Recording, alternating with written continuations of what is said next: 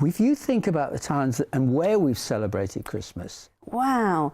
I mean, we've lived in different places, and sometimes we've visited places for several months, like Romania. Do you remember when we went to Romania? It was minus 25. It was so cold, and it was so cold that it was actually quite warm. I know that might sound strange, but we got so used to it. It wasn't a damp cold. That's the thing, like England can get. And I can remember, because at the time we were there, what, about 1989, 1990? Yes, yeah? 1990. And the people were very impoverished, and they had very little in the shops. I mean, to give you an idea, I mean, you'd have to walk, what, a couple of kilometres just to get some milk at 5 o'clock in the morning. If you left it later, you wouldn't have any milk. There's no meat in the shops. There was no, the things that we take for granted today. And I can remember we had a cold tin of baked beans and some fish.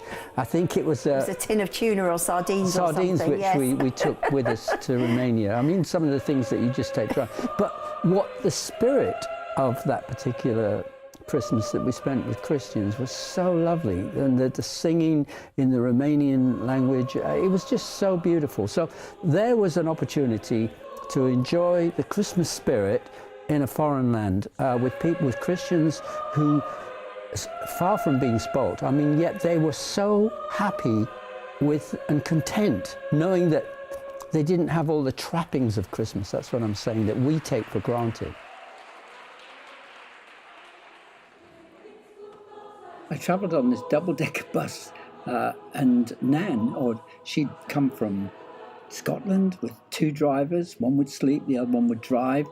And it was just amazing, because this double-decker bus, Scotland to Romania, and I know she did it many times, but she had such a heart for the children.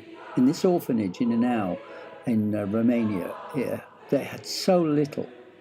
Very basic, and it looked very Dickensian, to be honest, but she brought gifts. Christmas gifts, presents, and the boys, they're just over the moon. Really, it's so exciting. Their faces, they couldn't contain themselves. Nan, what a sweetheart she is. Bringing them all sorts, sweets, teddies, toothpaste even, you know, because they'd never perhaps used toothpaste in their lives before. They loved Nan. She was such a sweetheart. And sadly, she passed away just last year.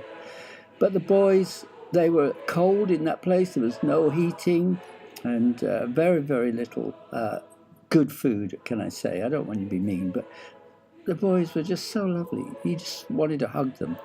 And I remember little Edward, he just wouldn't allow me to put him down, but it was just such a privilege. So Nan's trying to show him how to brush his teeth, and we went into the bathroom, if you can call it that, and this little fella, I don't think he ever brushed his teeth before. He's just trying so hard to get the hang of it.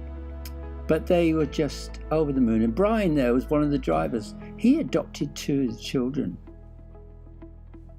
I wanted to take little Edward. I felt so bad that we didn't adopt little Edward. But we did adopt a lovely little girl, a little baby.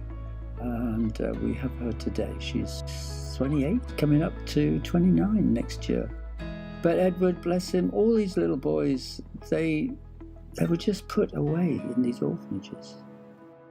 But also, I can remember when we first got married, we got married in the October, and we actually emigrated to America on the 10th of December. And we had our very first Christmas as a married couple, but our very first Christmas away from the people that we loved. Oh, and it was so sad. It was so sad. Yeah. We both cried, didn't we? Did I? We both did. We did, yeah. We but did. I remember you caught a fish. I did. We had this little lake outside the back of the house, isn't it? Yes. Yeah. And we went out on this little rowing boat, and I caught the fish on Christmas Day. But hang on a sec, we'd only just got in the boat, right? Yes. And I'm getting all geared up because I'm the fisherman, you know what I mean? I've got to do it properly, you know. Yeah. And you went, I've got a fish. We'd only been in the boat 30 seconds. You said, of course not. You said, it's stuck on the bottom. The hook is stuck on the bottom. Yeah, it's under the boat. And there was a fish this big. I'm not kidding, it wasn't that big, it was this big.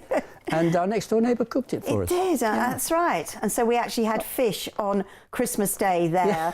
We've had some really, really wonderful Christmases. For me, the most joyous time is when we're together with the whole family, which for the very, very most part we are. Well, when we lived in America, We had several Christmases, obviously, out there.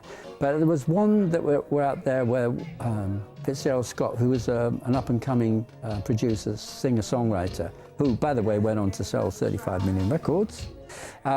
He and his family joined us for that Christmas, I remember. Mm-hmm. But what about the time? Did your mom, dad, your sister? Oh, absolutely. And there was loads of people. Oh, Auntie absolutely. Mary. Yes, they all came over, and my mum and Auntie Mary cooked Christmas lunch. That's right. And your favourite was eggnog. Oh, eggnog. Do you remember? Yeah, I loved eggnog. What is eggnog?